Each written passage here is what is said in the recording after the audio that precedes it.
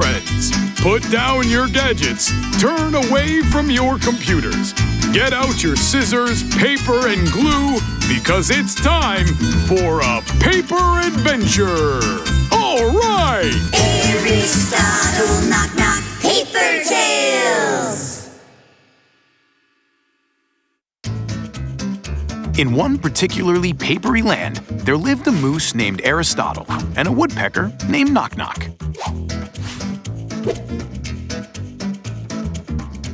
Once upon a time, an old acquaintance popped by to see our friends. Maybe you know her. It's Kay the Jay. Kay! Hello! Would you like some ink tea with postcard cookies? But Kay the Jay politely refused the treat because she had come by just for a minute to invite the friends to her concert tomorrow, where she'd sing her songs. I love concerts. We'll be there for sure. Suddenly, Kay burst into tears. You see, this was her first concert, and she was worried about whether the audience would like her singing or not, or would anybody applaud.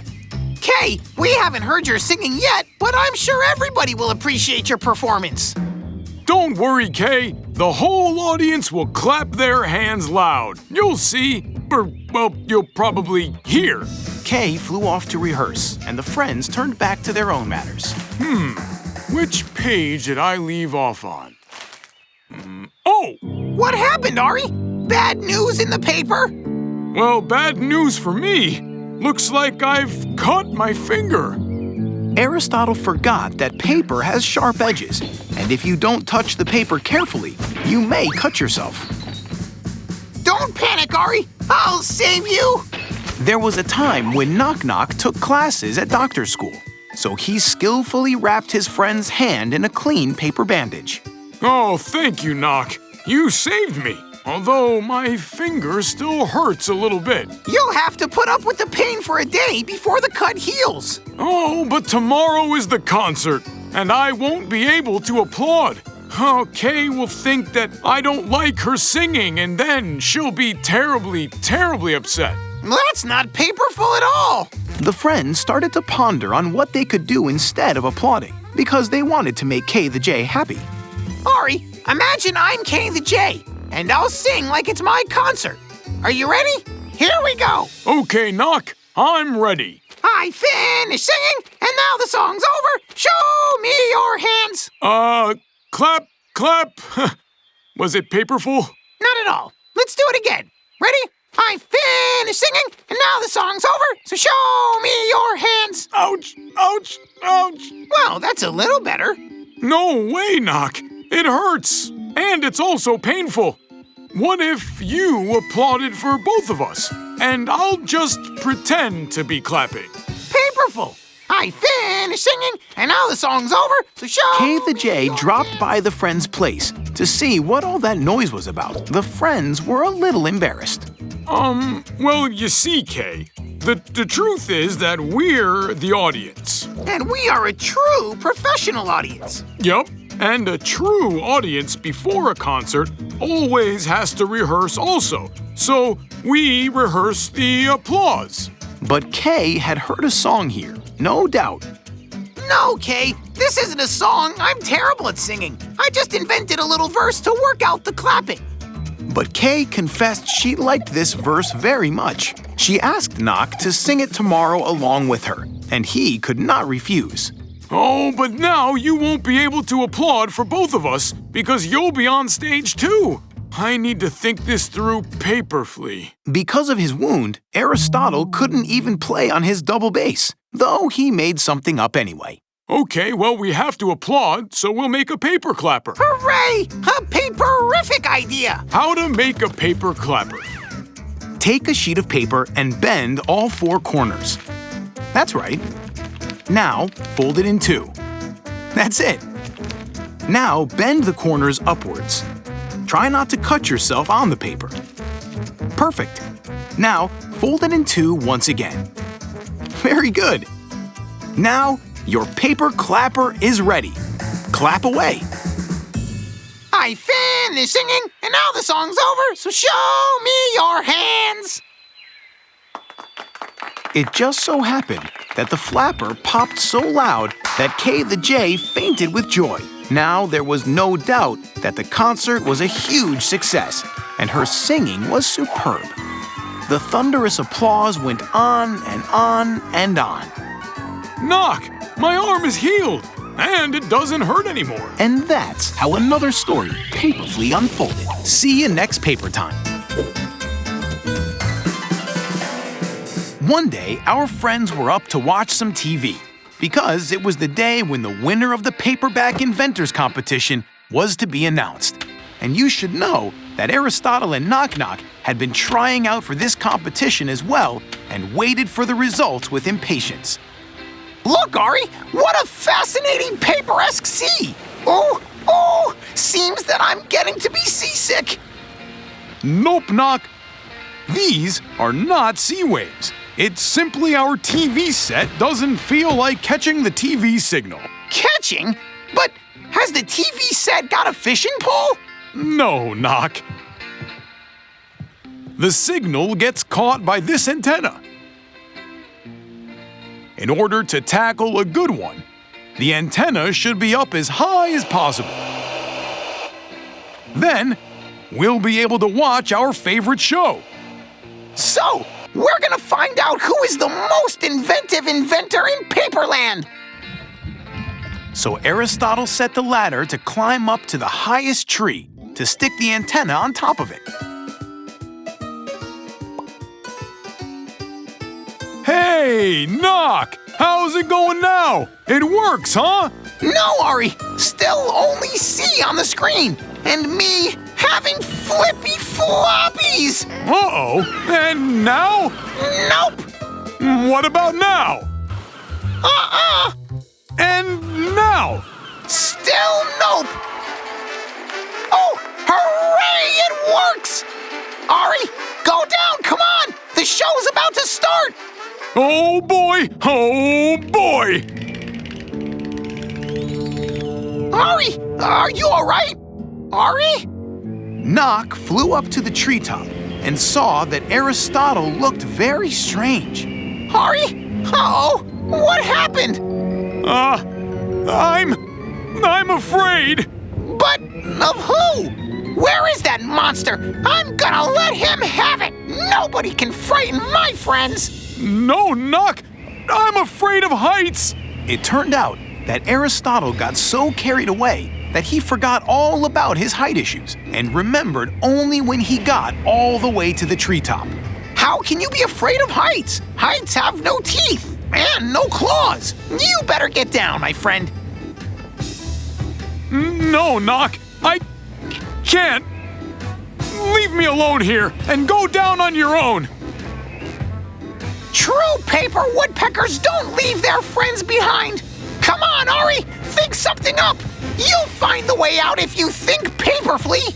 But Ari was too shaken with fear to think paperfully, so Knock had to do the thinking on his own.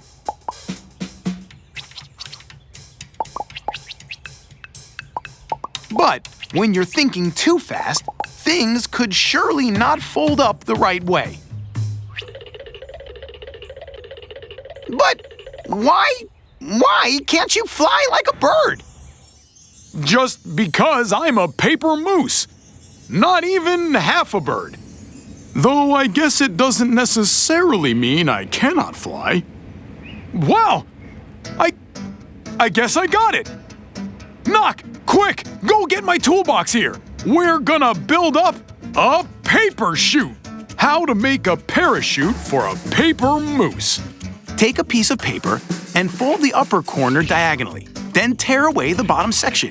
Fold it in half, and then poke holes in each of the corners. Well done! Now pass a piece of string through each corner and fold towards the center. Amazing! Now your parachute is ready. A paper chute? Oh, wow! This is a paperific idea! Hooray! You're saved, Ari! You're at the height of your brilliance! The friends sat down in front of the TV, and the host announced the contest winners. The most inventive inventors became Aristotle and Knock Knock. They got paperwhelmingly happy with that. and decided that the next time they would send to the contest their handmade paper chute. To become winners again? Who knows?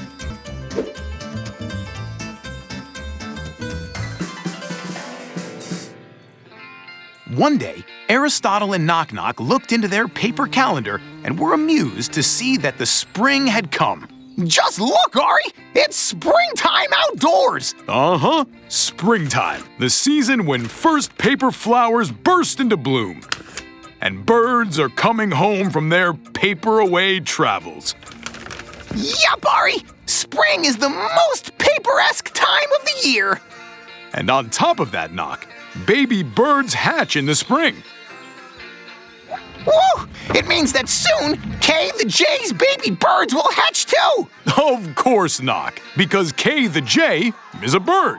We must definitely wish her nestlings a happy birthday. Aristotle and Knock Knock were true gentlemen and never came to visit anybody without presents. What do you think, Ari? Have Kay the Jay's babies come out already? Well, I don't know, Knock. Maybe they have, but maybe they haven't. Well, that's not paperful, Ari. You must know such things for sure. I fully agree with you, Knock. This is important because you have to be on time when someone's having a birthday. Well, I'm gonna fly over to Kay the Jay's and check it out myself. Well, that's a paperific idea. Thus, Knock Knock went off to see Kay the Jay, and Aristotle sat down to wait for his friend to fly back.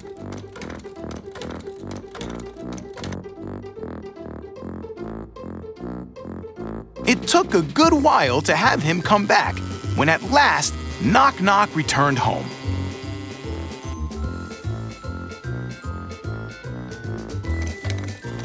Welcome back, Knock.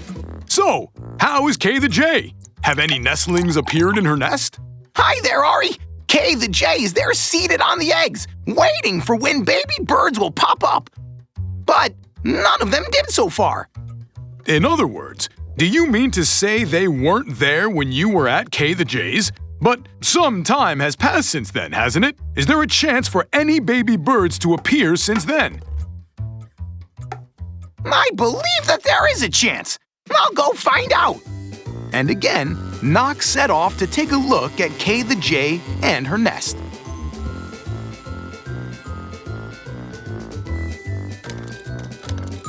Babies are not there yet. What about now? Oh, well, find out. Once again, Knock spread his wings and headed to Kay the Jay's.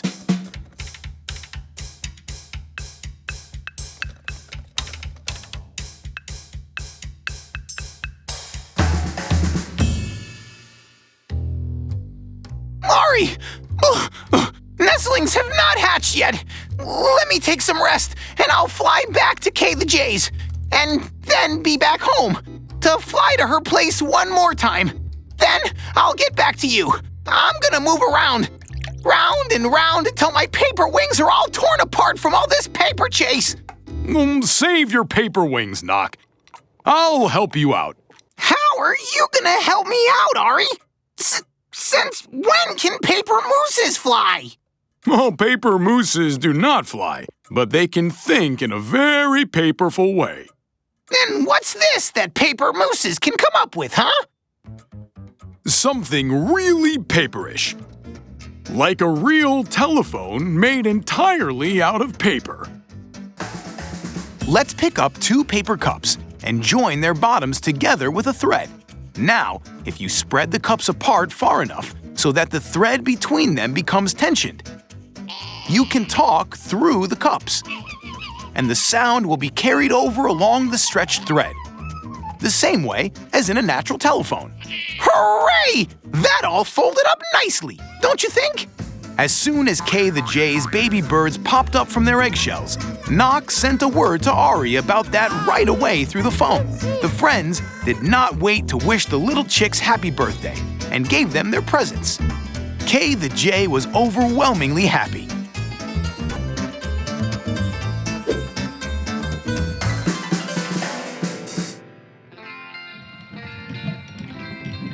One fine summer morning, Aristotle and Knock Knock sat down to drink some fresh, paperlicious tea.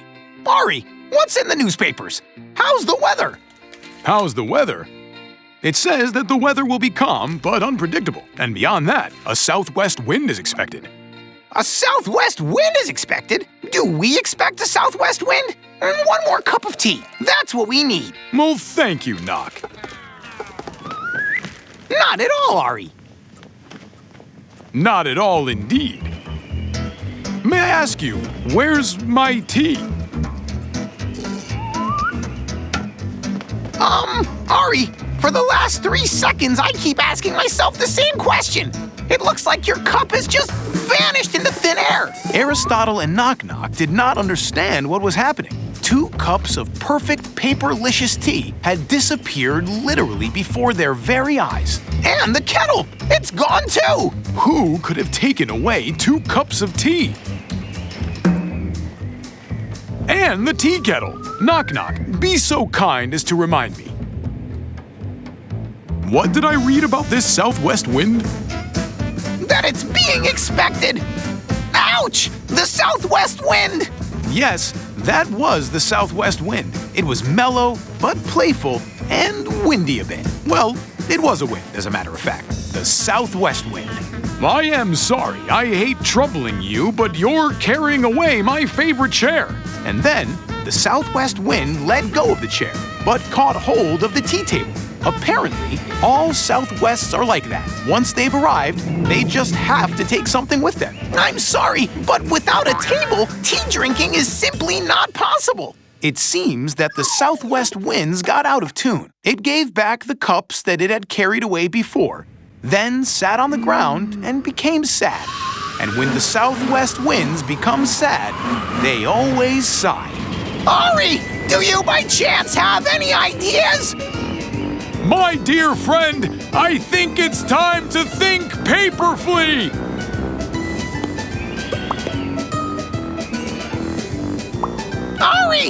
Ari, and now have you come up with the slightest idea to paper it over? Well, not yet. Ari! Yeah! Ah! You're perfectly right, Knock. It's great that it occurred to your head. Or on your head. Aristotle and Knock Knock realized what their southwest guest wished for. It had never received such a gift. You know, this southwest wind was very young, and all young winds want toys. Look, Knock. Now you see why our youthful guest needed the teacups. All winds love to whirl and twist something. Take a square paper sheet and mark a center on it. Now cut 4 slits starting from each corner without reaching the center. Great! Now take 1 paper corner and fold it towards the center. You've got the first petal fan. Then fold the rest of the petals. All you need now is to just secure all the petals in the middle with a push pin and fix it on the end of a wooden stick. The windmill is ready. The southwest wind thanked Aristotle and Knock Knock for such a fascinating present. A paperful present! Yup, a true paperful present. I say, I agree with you, Aristotle. It is terrific that in this treacherous weather, the southwest wind flew into our place. That's right, my friend. And the good thing is also that we were smart enough to offer our guests some entertainment. What's in the papers? The weather. Is it still windy? Calm and unpredictable, my friend. Calm and unpredictable. Although our cups don't get lost anymore. Thus, the southwest wind met new friends. And the friends met the southwest wind. And nothing could crumple their friendship from now on, whichever winds blow. In one particularly papery land, there lived a moose named Aristotle and a woodpecker named Knock Knock.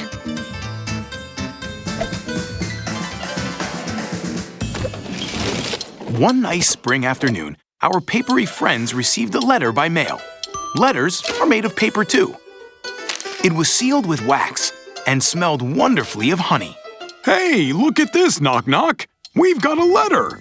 And it smells delicious. Pizza delicious or honey delicious? Because if it's honey delicious, it's probably from Beatrice. If you haven't met Beatrice yet, then we should probably explain. She's the queen bee and also an old friend of Ari and Knock Knock.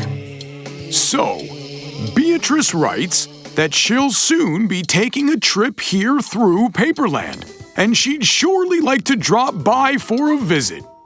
Hooray! That's paperific! Ari, we should give her a royal reception. I agree. Let's plant some of the queen's favorite flowers. The friends worked in earnest till the afternoon. They dug a new flower bed and planted postcard petunia seeds. They kept at it until they felt faded and crumpled. But they wanted to make the queen bee happy because she loved them so, both friends and petunias. You really are cut out for this gardening thing, Knock. Thanks! Now let's just sit back and wait for these paperesque petunias to beautifully blossom. And the friends, a little wrinkled but happy, went home to get some rest and drink some refreshing ink tea. But the moment they sat down, a flock of creepy, greedy crows descended onto the flower bed and started pecking at the petunia seeds. Oh, bad birds! No, shoot! Right now or I'll wad you up! Dear valued crows, would you be so kind as to leave our garden alone? But the crows went on devouring the seeds without paying the slightest attention to our friends. Who knows? Maybe they weren't from around here and didn't understand proper paper English. Look here, Knock. It says that all birds tend to be terrified of wide-mouthed cats. Maybe we should get one and use it as a scarecrow. Erase that thought, Ari. I'm terrified of that cat, and it's just a picture. You're afraid of just the picture?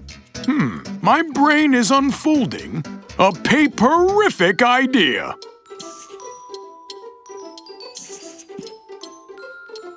So the friends took out a piece of paper, and on it they drew a huge ginger cat. As soon as the crows saw the cat, they flapped off to the nearby trees. Hooray! It works! Knock! We did it! Now our petunias can grow in peace. Nothing can stop them. And the friends, though a little worn out, went happily home to sit a while and sip some more ink tea. Uh-oh! Oh boy, what happened? It looks like the crows strike again. They figured out that our cat isn't real. After all, a real cat is supposed to move, and the drawn one does not. What do we do now? Let's wrap our brains around the problem and think.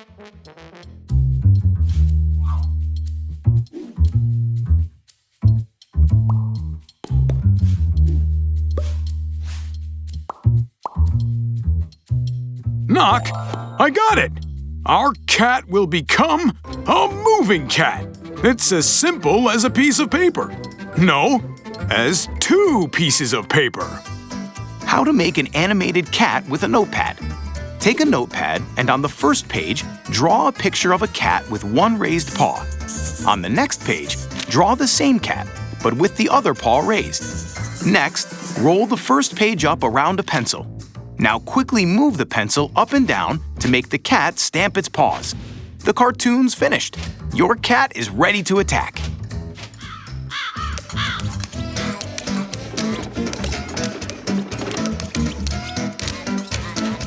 The friends have drawn a terrifying moving cat to protect their garden. The greedy crows scattered away at once, allowing the petunias, whose sweet smell the queen bee Beatrice loved so much, to blossom in the flower bed. So this story also unfolded very paperfully.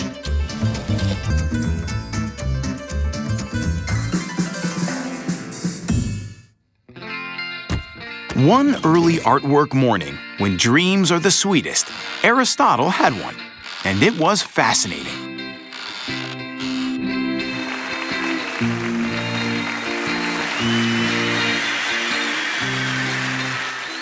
Sadly enough, this dream was suddenly chased away by strange and paper-tearing sounds.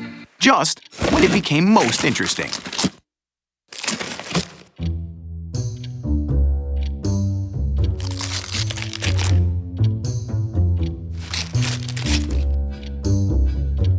Maybe Knock Knock knows what's going on here, thought Aristotle, and set forth to wake up his friend. Knock! Hey, Knock! Wake up! Something preposterous is happening over there.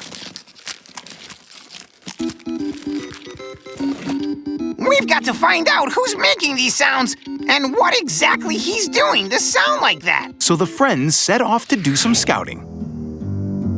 What do you think, Gary? This sound maker, is he big? It's highly likely. And it has big teeth? Most probably, yes. Uh-oh, and claws like these? It's not a paper tiger, that's for sure. Here we go. They neatly spread the shrubs and saw, well, they saw something not quite big and not toothy at all. And on top of it, carrying not a bit of claws. Is this a slug? Excuse me, Mr. Slug. I hate to distract you, but this vegetable garden is ours. Instead of saying anything, the pink intruder burst into desperate sobs. The guest was very upset that it was called a slug. It had always identified itself as a snail that had accidentally left its shell. And when it tried to return, it turned out that its shell was somehow lost. After this tragedy, the snail wouldn't dare ask its friends for help, with indecent appearance like that. Thus, only comfort eating could ease its sufferings, and a fresh postcard cabbage leaf fit for that perfectly. A leaf? The whole pack of leaves is already missing. My friend, I feel like we should paperfully talk over what's going on here. What is there to talk about? We should stop him. Or her, or them right away. And the friends put their minds into a problem: how to save their harvest and not to hurt the oversensitive snail. Soon, they came up with a plan. We've got it folded up pretty nicely. Hooray! Like they say, both the snails have eaten much. And the cabbages are untouched.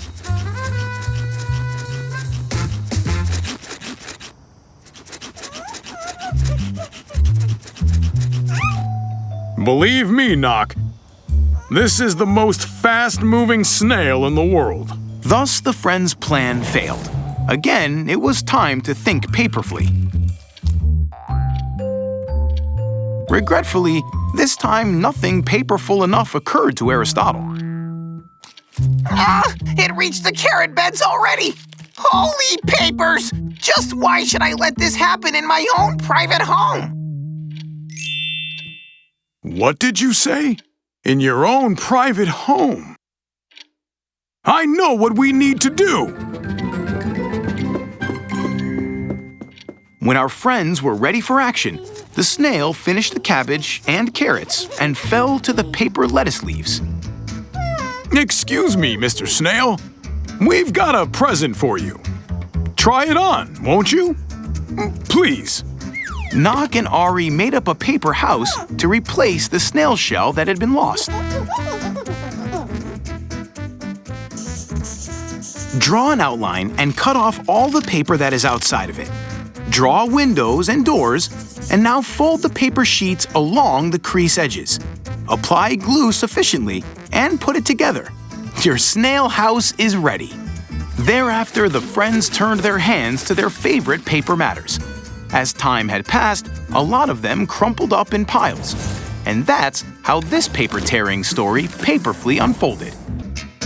In one particularly papery land, there lived a moose named Aristotle and a woodpecker named Knock Knock.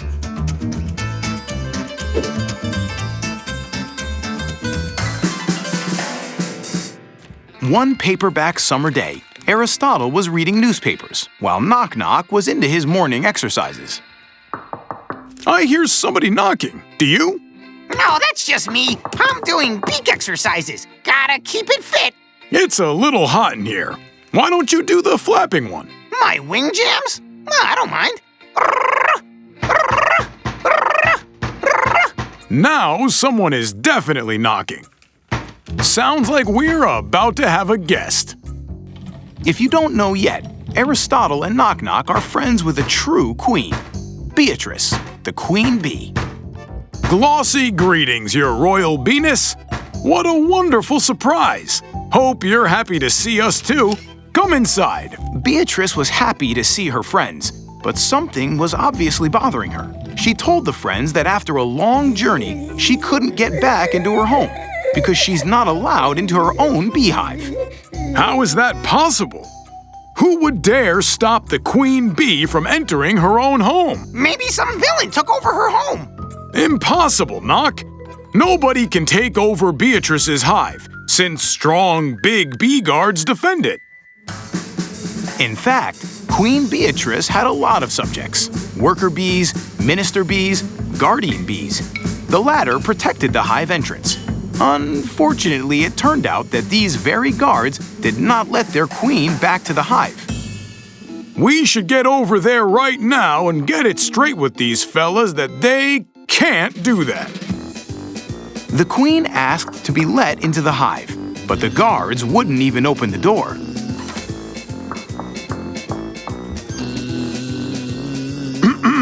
Excuse me. Would you please open the door? First off, you've got a lady standing in front of you. And after all, she's a real live queen. Queen Beatrice confessed that before leaving, she gave the strict order to the guards not to open the door to anyone but the queen herself. There's a mystery to be solved here. Let's go back home and chew on it paperfully.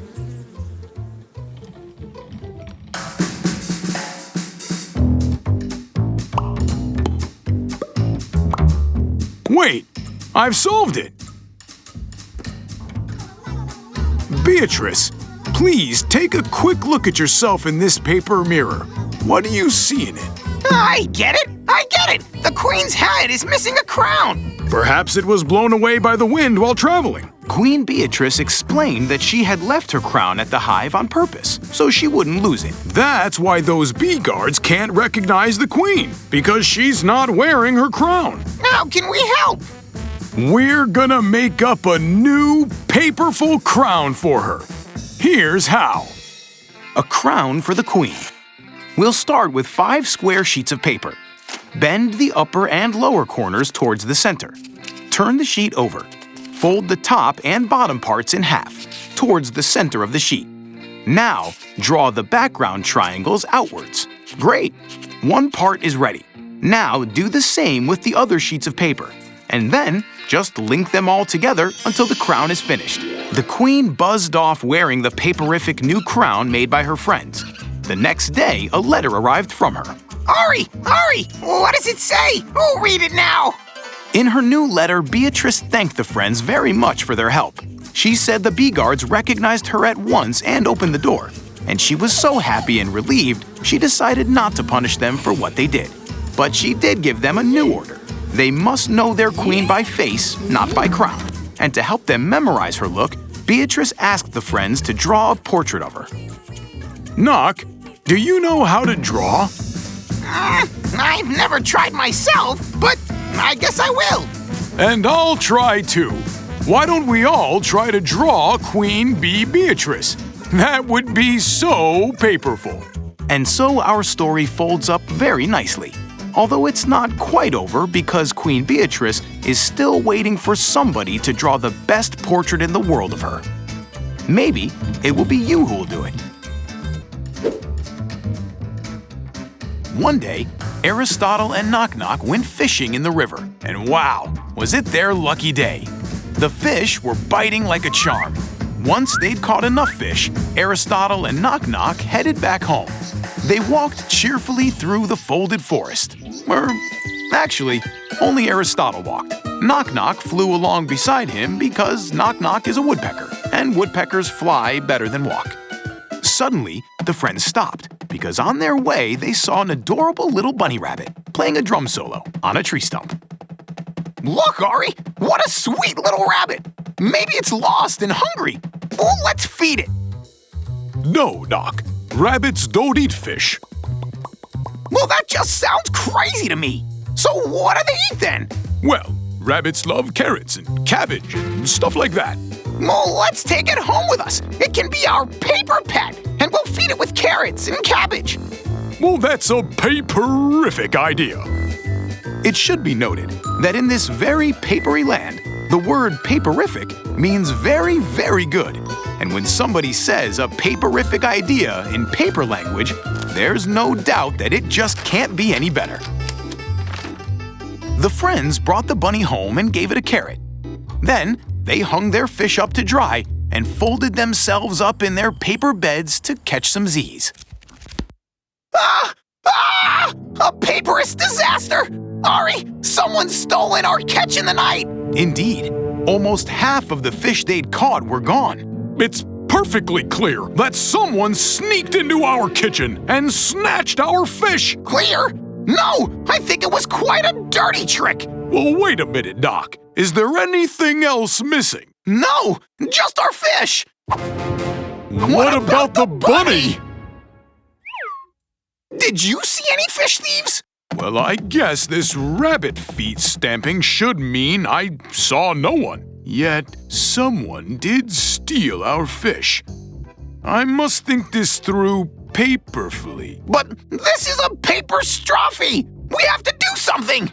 Now, whenever Aristotle tries to figure something out, he plays something on his double bass.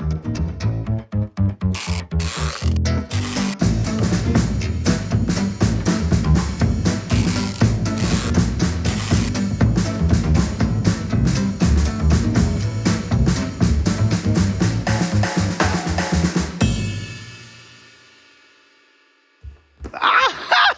I got it! The trap is set! I can't wait to tell Ari! I caught you in my tapey web, villain! Hey, Ari, where are the thieves? Sorry, Ari. I just planned to catch the thieves. Oh, what a mistape! I know what happened to our fish. See, I put this box over our rabbit and leave some fish inside. What do you think is in the box now, Knock? I say it's the bunny and the fish. Aristotle pulled off the box, but instead of the adorable bunny or the fish, there was a pink cat. That cat ate our bunny? Aristotle did the box trick again, and the cat was replaced by the same old pink rabbit. I'm so confused. Well, it's as simple as a piece of paper. No one came to steal our fish. Our pet devoured it. You said rabbits don't eat fish. Correct. Rabbits don't. But this one is no rabbit. Let me introduce you to a bunny cat. Aristotle picked up the rabbit and tugged on its little bunny tail. The tail grew longer, just as the long rabbit ears grew shorter. Now the rabbit looked just like a cat.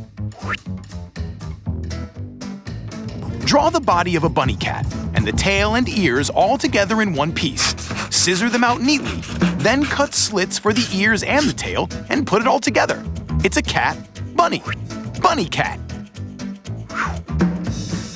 Hooray! It turned out pretty paperful, don't you think? And the bunny cat stayed with our friends Ari and Knock Knock. They fed it with fresh fish and the freshest carrots and stuff, and it would purr happily or play pad drum solos on the table, both of which probably meant in the bunny cat language, you guys are awesome friends. See you next paper time.